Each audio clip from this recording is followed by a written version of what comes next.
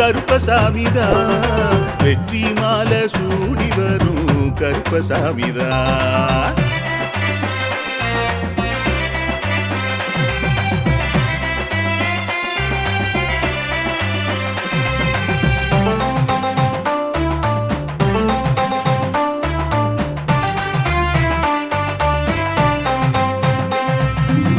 ராமரோட பரம்பரை தானே புளியரை கருப்பசாமி.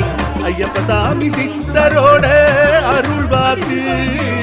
முழு முதற் கடவுளை வணங்கி அரோகரா என்று முழங்கி பாண்டி சித்தர் வழியில் வந்த ஐயப்பசாமி. கருப்பசாமி சத்தியத்தால் காட்சி தரும் சாமி என்போம். மகிழ்ச்சியான அருள்வாக்கு தருகின்ற சாமி என்போம்.